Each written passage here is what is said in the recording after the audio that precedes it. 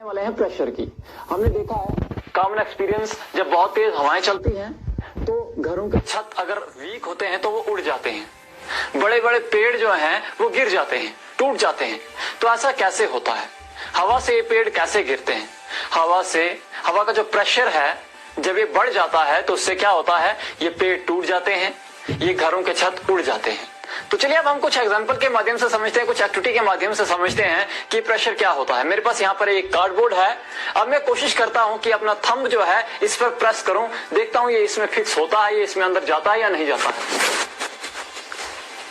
काफी फोर्स मैंने इस पे लगाई हुई है, लेकिन थंब जो है वो इस कार्डबोर्ड के अंदर नहीं जा रहा है। अब यहीं पर मैं एक नेल ले रहा हूं, ये छोटा सा नेल है मेरे हाथ में, मैं इसको जरा पुश करने की कोशिश करता हूं, देखता हूं ये इस फोर्स से अंदर जाता है या नहीं जाता है, फिक्स होता है या नहीं होता है। तो क्या हुआ, ये नेल अगर आप देखोगे तो ये नेल इस पे फिक्स हो चुका है। देख लो बीच में आपको दिख रहा होगा नेल, ये इसमें फिक्स हो चुका है। अब ऐसा क्यों हुआ? अब ऐसा इसलिए हुआ कि जब मैंने इस कार्डबोर्ड पे अपने थंब को प्रेस किया तो मेरे जो थंब पे फोर्स लग रही है वो लार्ज एरिया पे लग रही है। ठीक है, लार्ज एरिया पे पड़ रही है मेरे थंब की फोर्स। तो इसका मतलब क्या है, जो पर यूनिट फोर्स एक्ट कर रही है वो कम है, फोर्स पर यूनिट एरिया जो एक्ट कर रही है वो कम है। तो उससे क्या हुआ, ये थंब जो है मेरा इसके अंदर प्रेस नहीं हुआ, इसके अंदर इंसर्ट नहीं हुआ। वहीं पे जब हमने इस नेल पे अपनी वही फोर्स, उतनी फोर्स लगाई तो ये नेल इसके अंदर फिक्स हो गया। ऐसा क्यों? क्योंकि यहाँ पर जो फोर्स है इसका टिप बहुत शार्प है। तो जितनी फोर्स मैंने लगाई वो इस छोटे से एरिया में कंसंट्रेट है, वो इस छोटे से एरिया पे पड़ रही है, इस पे फोर्स पर यूनिट एरिया काफी ज्यादा है, इसीलिए ये इसके अंदर फिक्स हो गया।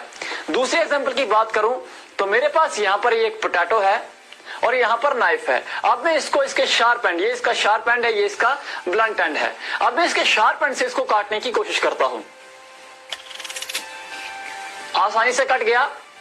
ठीक है, ये इसके शार्प एंड से हमने काटने की कोशिश की। अब हम इसके जरा ब्लंट एंड से काटने की कोशिश करते हैं। ये इसका ब्लंट एंड है। अभी देखो फोर्स लगा रहा हूं लेकिन कट नहीं रहा है, आसानी से कट नहीं रहा है। अभी काफी ज्यादा फोर्स लगानी पड़ रही है तब जाकर ये कट रहा है। क्यों? ये इसलिए क्योंकि जब शार्प एंड होता है यहां पर जो एरिया है सरफेस का वो कम है, तो जो मैंने फोर्स लगाई वो उस कम एरिया पे लग रही है, तो फोर्स पर यूनिट एरिया ज्यादा है। जब ब्लंट एंड से मैंने काटने की कोशिश की तो ब्लंट एंड पे जो है सरफेस एरिया ज्यादा है, तो जो मैं फोर्स लगा रहा हूं वो ज्यादा एरिया पे जा रही है। इसका मतलब फोर्स एक्टिंग पर यूनिट एरिया जो है वो कम है, तो इसलिए फोर्स ज्यादा लगानी पड़ रही है जब ब्लंट एंड से मैं काटने की कोशिश कर रहा हूं। जबकि शार्प एंड से जब काट रहा हूं तो फोर्स कम लगा रहा हूं तो भी आसानी से कट रहा है, क्योंकि फोर्स एक्टिंग पर यूनिट एरिया जो है वो काफी लार्ज है। अब हम जब रेलवे स्टेशन पर जाते हैं तो हम देखते हैं वहां पर जो पोर्टर या कूली होते हैं उनके पास एक थिक राउंड क्लॉथ होता है इस तरह से। जब भी उन्हें हैवी लोड उठाना होता है तो वो उसको अपने सर पे रखते हैं और उसके ऊपर वो हैवी लोड जो है वो रखते हैं।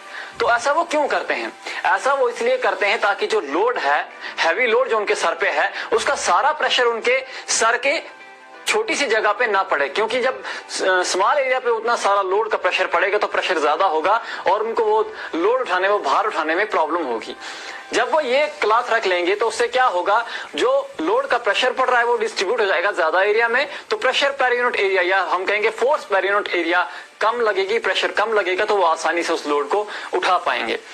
इन सभी चीजों से हमने क्या कंक्लूड किया कि फोर्स एक्टिंग पर यूनिट एरिया ज्यादा होती है अगर सरफेस जो है वो कम होगी, सरफेस एरिया कम होगा। अगर सरफेस एरिया ज्यादा होगा तो फोर्स एक्टिंग पर यूनिट एरिया स्मॉल होगी। अब प्रेशर जो है उसकी डेफिनेशन क्या बनती है? Pressure means the force acting पर unit area of an object is termed as pressure. The force acting पर यूनिट एरिया, जो उस यूनिट एरिया में जो फोर्स एक्ट कर रही है उसको हम प्रेशर कहते हैं। जितनी ज्यादा फोर्स होगी उतना ज्यादा प्रेशर होगा, जितनी कम फोर्स होगी उतना कम प्रेशर होगा। अब मैथमेटिकली हम प्रेशर को कैलकुलेट करते हैं। Pressure is equal to force upon area.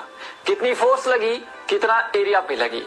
अब इसका मतलब क्या है, इस इक्वेशन पे अगर आप देखें तो फोर्स जो है, प्रेशर जो है वो डायरेक्टली प्रोपोर्शनल है फोर्स के, यानी फोर्स ज्यादा लगेगी तो प्रेशर ज्यादा होगा, लेकिन इनवर्सली प्रोपोर्शनल है एरिया की, यानी कि जिस एरिया पे फोर्स लग रही है अगर सरफेस एरिया ज्यादा होगा तो फोर्स एक्टिंग पर यूनिट एरिया कम हो जाएगी।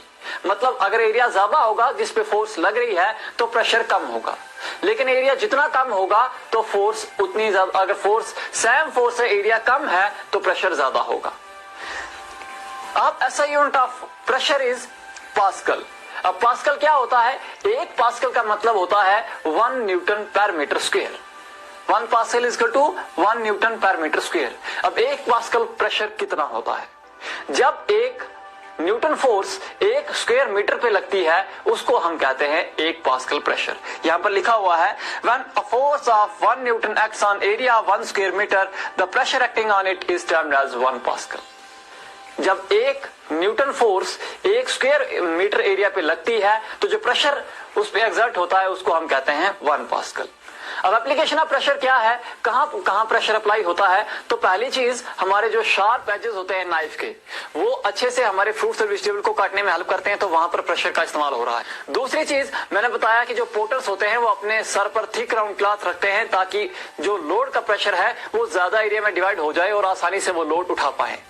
तीसरी चीज, हमारे जो स्कूल बैग्स होते हैं उनके जो शोल्डर स्ट्रैप्स होते हैं वो ब्रॉड होते हैं, वो इसलिए ताकि जो वेट है उस बैग का हमारे वो ज्यादा एरिया पे पड़े शोल्डर के और हम लोग आसानी से बैग उठा पाए।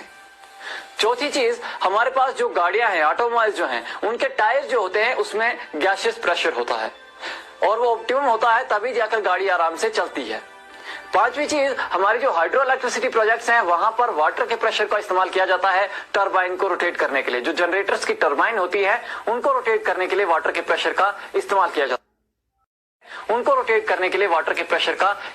जाता है। छठी चीज, यहां पर मैंने एक स्प्रेइंग पंप रखा हुआ है। ये स्प्रेइंग पंप है, ठीक है, ये एक स्प्रेइंग पंप है। इससे हम लोग क्या करते हैं? अपनी फसलों में स्प्रे करते हैं, इंसेक्टिसाइड्स स्प्रे करते हैं। तो यहां पर जब इसको हम पंप करते हैं तो क्या होता है? ये जो गैस बनती है इसमें, इसके जो सिलेंडर है इसमें जो गैस बनती है उससे प्रेशर बनता है, जिससे आसानी से हम लोग क्या करते हैं? आगे स्प्रे कर पाते हैं जो इंसेक्टिसाइड